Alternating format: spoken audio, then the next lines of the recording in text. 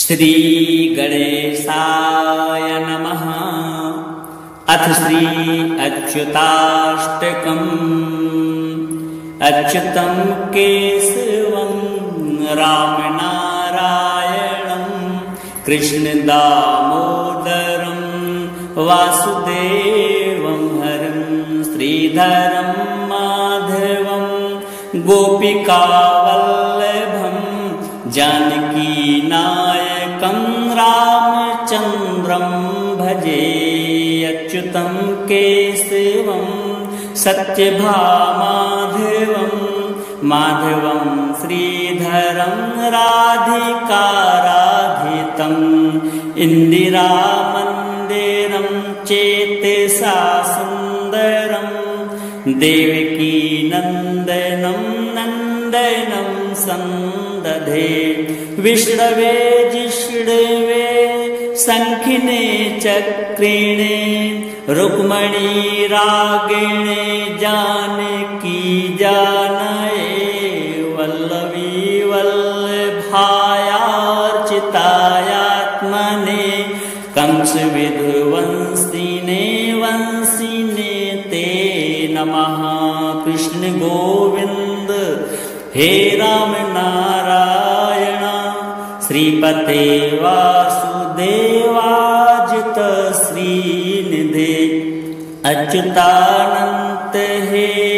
माधवाधोक्षजा द्वारका नायक द्रौपदी रक्षका राक्षसक्षोभितः सीतया शोभितो दण्डकारण्ये भूपुण्यताकारुणः लक्ष्मणेनान्वितो वानरैर्सेवितो गच्छ सम्पूजितो राघवः पातु मां। धेनुकारिष्टे कोनिष्टे कृद्वेषिणां केशिहा कंस हृदवंशिका वादकः पूतना कोपिकः सूरजाखेलनो बालगोपालकः पातु मां सर्वदा। विद्युदुद्योतवत् प्रस्फुरद्वाससं प्रारडम्बोदवत् प्रोलसद्विग्रहं वन्यया मालया शोभितोरःस्थलं लोहिताङ्गद्वयं वारिजाक्षं भजे। कुञ्जितैः कुन्तलैः भाजमानाननं रत्नमौलिं लसत्कुण्डलं गण्डयो हारकेयूरकं कङ्कणप्रोज्ज्वलं किङ्किणीमञ्जुलं श्यामलं तं भजे। अच्युतस्याष्टकं यः पठेदिष्टदं प्रेमितः प्रत्यहं पुरुषः सस्पृहं वृत्ततः सुन्दरं कर्तविश्वम्भरस्तस्य वश्यो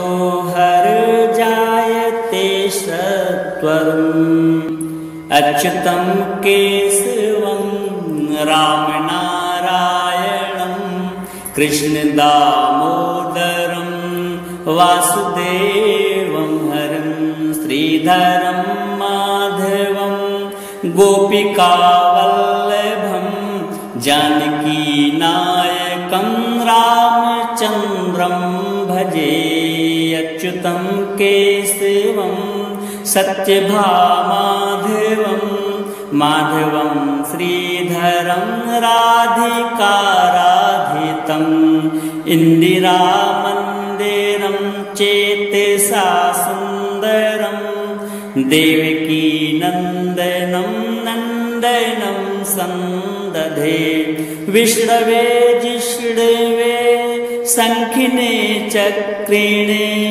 रुक्मणी रागिणे जानकी जानये वल्लभी वल्लभायार्चितायात्मने कंस विध्वंसिने वंशिने ते नमः। कृष्ण गोविंद हे राम नारायण श्रीपते वासुदेवाजित श्रीनिधे अच्युतानंत हे माधवाधोक्षजा द्वारका नायक द्रौपदी रक्षिका राक्षसक्षोभितः सीतया शोभितो दंडकारण्ये भूपुण्यताकारिणः लक्ष्मणेनान्वितो वानरैर्सेवितो गच्छ सम्पूजितो राघवः पातु मां धेनुकारिष्टे कोनिष्टे कृतवेषिणां केशिहा कंस हृदवंशिका वादकः पूतना कोपिकः सूरजाखेलनो बालगोपालकः पातु मां सर्वदा विद्युदुत्योक्तवत् प्रस्फुरद्वासेशं प्रागडम्बोदवत् प्रोलसद्विग्रहं वन्यया मालया शोभितोरः स्थलं लोहिताम्बरद्वयं वारिजाक्षं भजे कुञ्जितैः कुन्तलैः भाजमानाननं रत्नमौलिं लसत्कुण्डलं गण्डयो हारकेयूरेकं कङ्कणप्रोज्ज्वलं किङ्किणीमञ्जुलं श्यामलं तं भजे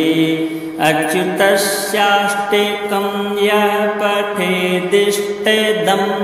प्रेमितः प्रत्यहं पुरुषः सस्पृहं वृत्ततः सुन्दरं कर्तविश्वम्भरस्तस्य वश्यो हरजायते सत्वरम् अच्युतं केशवं रामनारायणं कृष्णदामोदरं वासुदेवं हरं श्रीधरं माधवं गोपिकावल्लभं जानकीनायकं रामचन्द्रं भजे अच्युतं केशवं सत्यभामाधवं माधवं श्रीधरं राधिकाराधितम् इन्दिरामन्दिरं चेतसा सुन्दरं देवकी नन्दनं नन्दनं सन्दधे विष्णवे जिष्णवे शङ्खिने चक्रिणे रुक्मणी रागिणे जानकी जानये वल्लवी वल्लभायार्चितायात्मने कंस विध्वंसिने वंशिने ते नमः। कृष्ण गोविंद हे राम नारायण श्रीपते वासुदेवाजित श्रीनिधे अच्युतानंत हे माधवाधोक्षजा द्वारका नायक द्रौपदी रक्षिका राक्षसक्षोभितः सीतया शोभितो दंडकारण्ये भूपुण्यताकारिणः लक्ष्मणेनान्वितो वानरैर्सेवितो गच्छ सम्पूजितो राघवः पातु मां धेनुकारिष्टे कोनिष्टे कृतवेषिणां केशिहा कंस हृदवंशिका वादकः पूतना कोपिकः सूरजाखेलनो बालगोपाल कः पातु मां सर्वदा विद्युदुत्योक्तवत् प्रस्फुरद्वासेशं प्रविडम्बोदवत् प्रोलसद्विग्रहं वन्यया मालया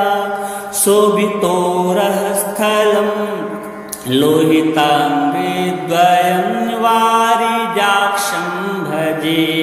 कुञ्जितैः कुन्तलैः भाजमानाननं रत्नमौलिं लसत्कुण्डलं गण्डयो हारकेयूरेकं कङ्कणप्रोज्ज्वलं किङ्किणीमञ्जुलं श्यामलं तं भजे अच्युतस्याष्टकं यः पठेदिष्टदं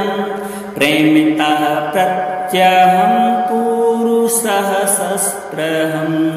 वृत्ततः सुन्दरं कर्तविश्वम्भरस्तस्य वश्यो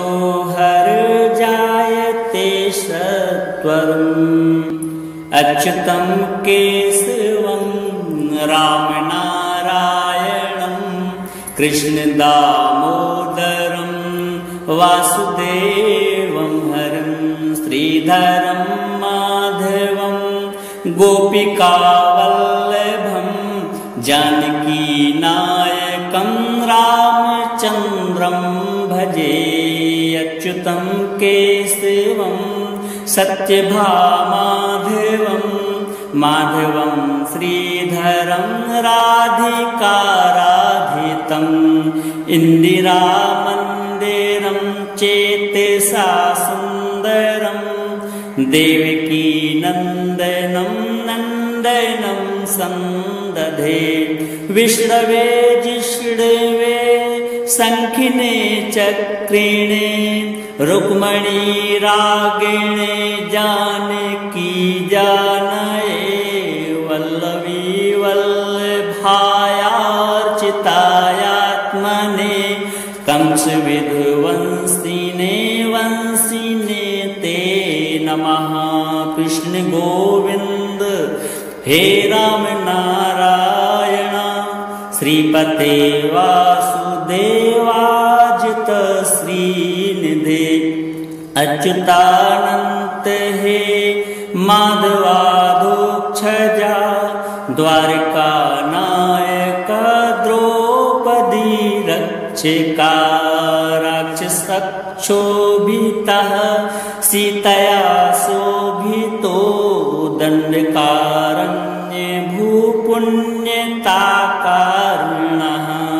लक्ष्मणेनान्वितो वानरैः सेवितो गच्छसम्पूजितो राघवः पातु मां धेनुकारिष्टे कोनिष्टे क्रदवेशिणां केशिहा कंस हृदवंशिकावादकः पूतना कोपेकः सूरजाखेलनो बालगोपालकः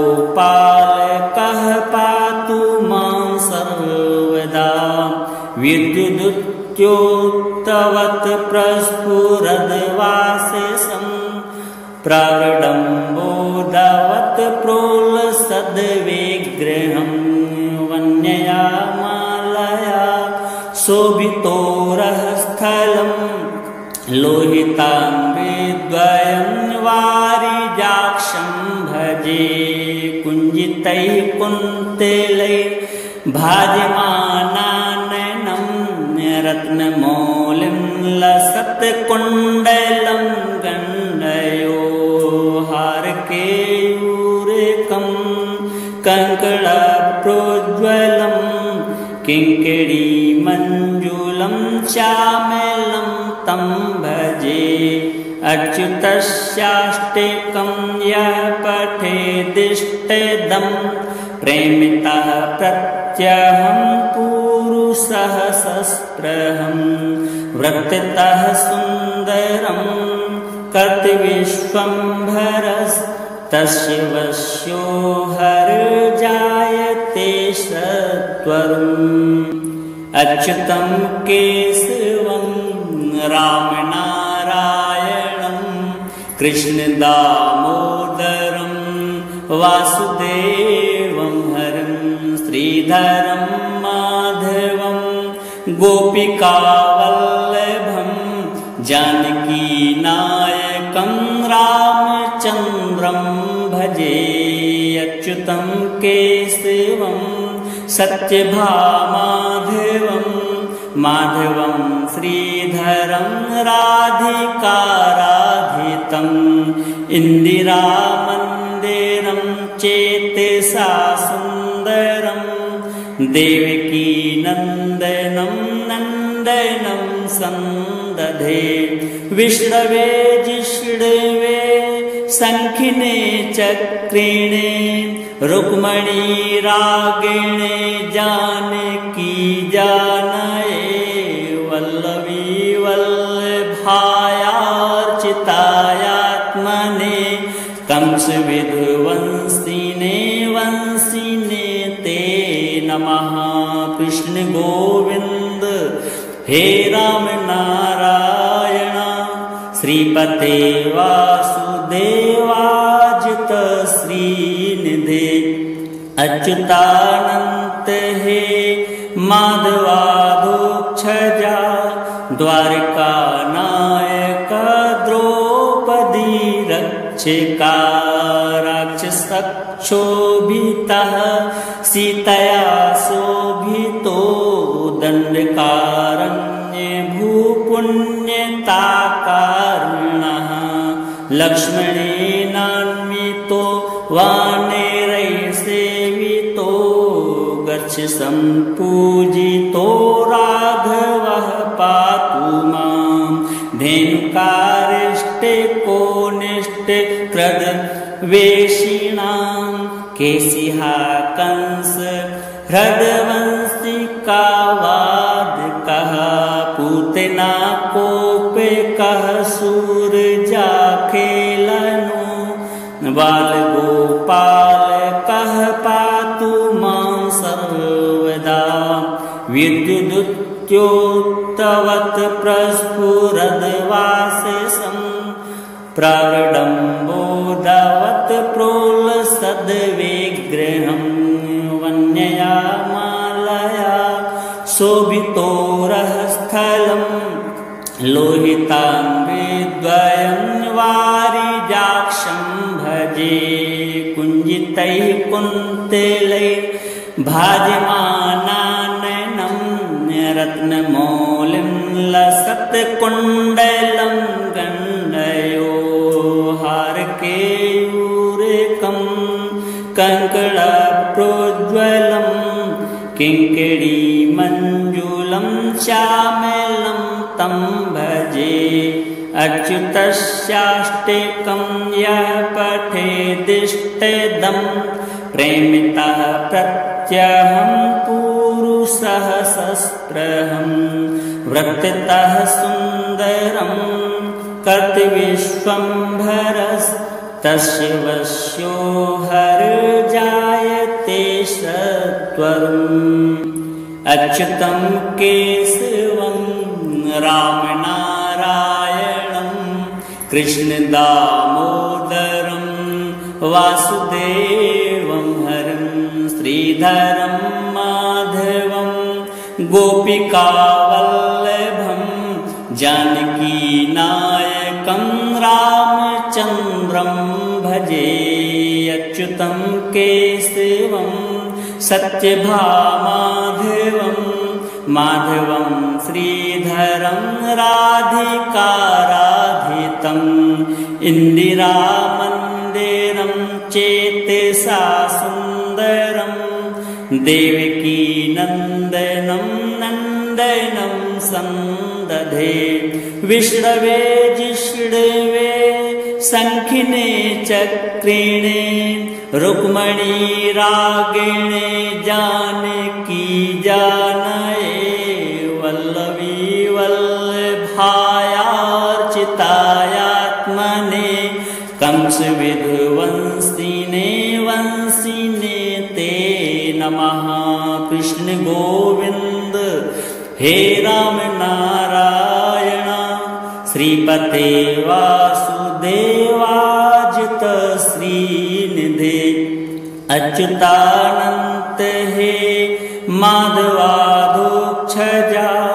द्वारका नायक द्रौपदी रक्षका राक्षसक्षोभितः सीतया शोभितो दंडकारण्ये भूपुण्यताकारुणः लक्ष्मणेनान्वितो वानरैर्सेवितो गच्छ सम्पूजितो राघवः पातु मां धेनुकारिष्टे कोनिष्टे क्रदवेशिणां केशिहा कंस हृदवंशिकावादकः पूतना कोपिकः सूरजाखेलनो बालगोपालकः पातु मां सर्वदा विद्युदुत्योक्तवत् प्रस्फुरद्वासेशं प्रवडम्बोदवत् प्रोलसद्विग्रहं वन्यया मालया शोभितोरःस्थलं लोहिताङ्गद्वयं वारिजाक्षं भजे कुञ्जितैः कुन्तलैः भाजमानाननं रत्नमौलिं लसत्कुण्डलं गण्डयो हारकेयूरकं कङ्कणप्रोज्ज्वलं किङ्किणीमञ्जुलं श्यामलं तं भजे अच्युतस्याष्टकं यः पठेदिष्टदं प्रेमितः प्रत्यहं पुरुषः सस्पृहं वृत्ततः सुन्दरं कर्तविश्वम्भरस्तस्य वश्यो हरजायते सत्वरम् अच्युतं केशवं रामनारायणं कृष्णदामोदरं वासुदेवं हरं श्रीधरं माधवं गोपिकावल्लभं जानकीनायकं रामचन्द्रं भजे अच्युतं केशवं सत्यभामाधवं माधवं श्रीधरं राधिकाराधितम् इन्दिरामन्दिरं चेतसा सुन्दरं देवकी नन्दनं नन्दनं सन्दधे विष्णवे जिष्णवे शङ्खिने चक्रिणे रुक्मणी रागिणे जानकी जानये वल्लवी वल्लभायार्चितायात्मने कंसविधुवंशिने वंशिने ते नमः। कृष्ण गोविंद हे राम नारायण श्रीपते वासुदेवाजित श्रीनिधे अच्युतानंत हे माधवाधोक्षजा द्वारका नायक द्रौपदी रक्षका राक्षसक्षोभितः सीतया शोभितो दंडकारण्ये भूपुण्यताकारुणः लक्ष्मणेनान्वितो वानरैर्सेवितो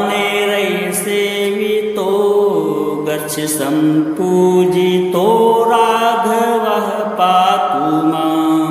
धेनुकारिष्टे कोनिष्टे क्रदवेशिणां केशिहा कंस हृदवंशिकावादकः पूतना कोपिकः सूरजाखेलनो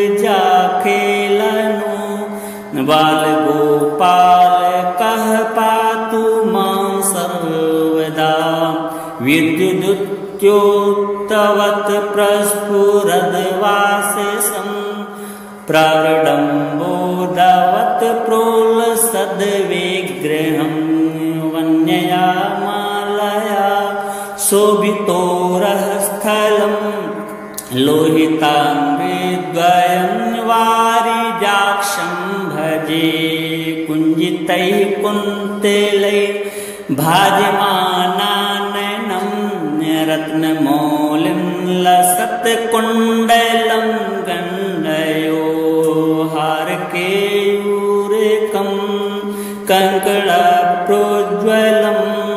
किङ्किणीमञ्जुलं श्यामलं तं भजे अच्युतस्याष्टकं यः पठेदिष्टदं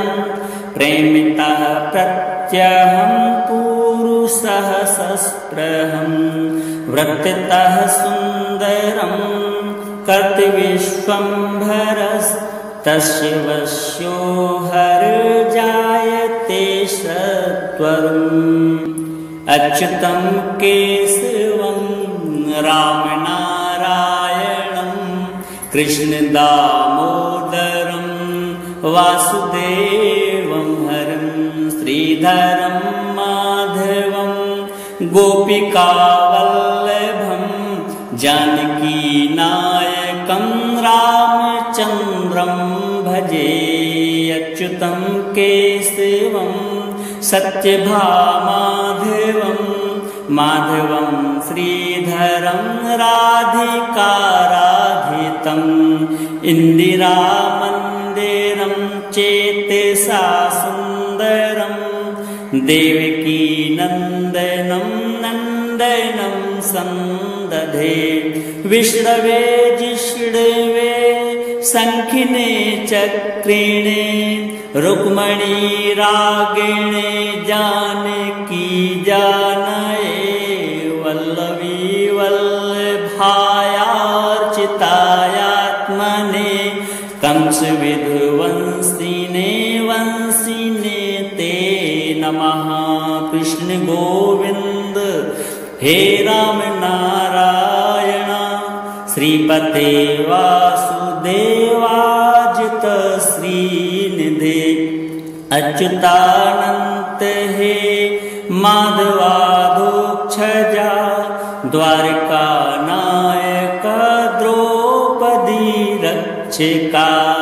राक्षसक्षोभितः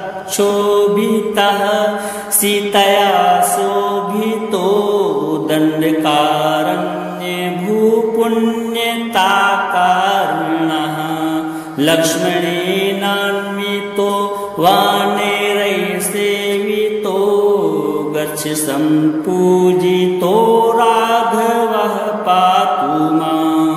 धेनुकारिष्टे कोनिष्टे क्रदवेशिणां केशिहा कंस हृदवंशिकावादकः पूतना कोपेकः सूरजाखेलनो बालगोपालकः पातु मां सर्वदा विद्युदुत्योक्तवत् प्रस्फुरद्वासेसम् प्रवृडम्बोदवत् प्रोलसद्विग्रहं वन्यया मालया शोभितोरः स्थलं लोहिताम्बरद्वयं वारिजाक्षं भजे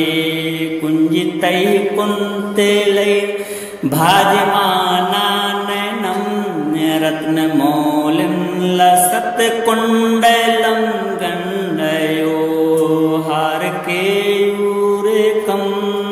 कङ्कणप्रोज्ज्वलं किङ्किणीमञ्जुलं श्यामलं तं भजे अच्युतस्याष्टकं यः पठेदिष्टदं प्रेमितः प्रत्यहं पुरुषः सस्पृहं वृत्ततः सुन्दरं कर्तविश्वम्भरस्तस्य वश्यो हरजायते सत्वरम् अच्युतं केशवं रामनारायणं कृष्णदामोदरं वासुदेवं हरं श्रीधरं माधवं गोपिकावल्लभं जानकीनायकं रामचन्द्रं भजे। अच्युतं केशवं सत्यभामाधवं माधवं श्रीधरं राधिकाराधितं इन्दिरामन्दिरं चेतसा सुन्दरं देवकी नन्दनं नन्दनं सन्दधे विष्णवे जिष्णवे शङ्खिने चक्रिणे रुक्मणी रागिणे जानकी जानये वल्लभी वल्लभायार्चितायात्मने कंसविध्वंसिने वंसिने ते नमः। कृष्ण गोविंद हे राम नारायण श्रीपते वासुदेवाजित श्रीनिधे अच्युतानंत हे माधवाधोक्षजा द्वारका नायक द्रौपदी रक्षका राक्षसक्षोभितः सीतया शोभितो दंडकारण्ये भूपुण्यताकारुणः लक्ष्मणेनान्वितो वानरैर्सेवितो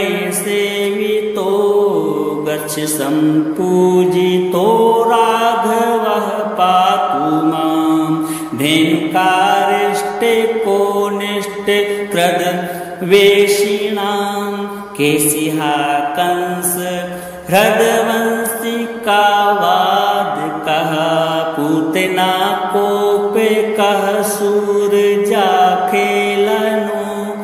बालगोपालकः पातु मां सर्वदा विद्युदुद्योतवत् प्रस्फुरद्वासेशं प्रविडम्बोदवत् प्रोलसद्विग्रहं वन्यया मालया शोभितोरस्थलं लोहिताम्बरद्वयं वारिजाक्षं भजे कुञ्जितैः कुन्तलैः भाजमानाननं रत्नमौलिं लसत्कुण्डलं गण्डयो हारकेयूरेकं कङ्कणप्रोज्ज्वलं किङ्किणीमञ्जुलं श्यामलं तं भजे। अच्युतस्याष्टकं यः पठेदिष्टदं प्रेमितः प्रत्यहं पुरुषः सस्पृहं वृत्ततः सुन्दरं कर्तविश्वम्भरस्तस्य वश्यो हरजायते सत्वरम्। अच्युतं केशवं रामनारायणं कृष्णदामोदरं वासुदेवं हरं श्रीधरं माधवं गोपिकावल्लभं जानकीनायकं रामचन्द्रं भजे। अच्युतं केशवं सत्यभामाधवं माधवं श्रीधरं राधिकाराधितं इन्दिरामन्दिरं चेतसा सुन्दरं देवकी नन्दनं नन्दनं सन्दधे विष्णवे जिष्णवे शङ्खिने चक्रिणे रुक्मणी रागिणे जानकी जानये वल्लभी वल्लभायार्चितायात्मने कंसविध्वंसिने वंसिने ते नमः। कृष्ण गोविंद हे राम नारायण श्रीपते वासुदेवाजित श्रीनिधे अच्युतानंत हे माधवाधोक्षजा द्वारका नायक द्रौपदी रक्षिका राक्षसक्षोभितः सीतया शोभितो दंडकारण्ये भूपुण्यताकारुणः लक्ष्मणेनान्वितो वानरैः सेवितो गच्छ सम्पूजितो राघवः पातु मां धेनुकारिष्टे कोनिष्टे क्रदवेशिणां केशिहा कंस हृदवंशिकावादकः पूतना कोपेकः सूरजाखेलनो बालगोपालकः पातु मां सर्वदा विद्युदुत्योक्तवत् प्रस्फुरद्वासेशं प्रविडम्बोदवत् प्रोलसद्विग्रहं वन्यया मालया शोभितोरःस्थलं लोहिताङ्गद्वयं वारिजाक्षं भजे कुञ्जितैः कुन्तलैः भाजमानाननं रत्नमौलिं लसत्कुण्डलं गण्डयो हारकेयूरेकं कङ्कणप्रोज्ज्वलं किङ्किणीमञ्जुलं श्यामलं तं भजे अच्युतस्याष्टकं यः पठेदिष्टदं प्रेमितः प्रत्यहं पुरुषः सस्पृहं वृत्ततः सुन्दरं कर्तविश्वम्भरस्तस्य वश्यो हर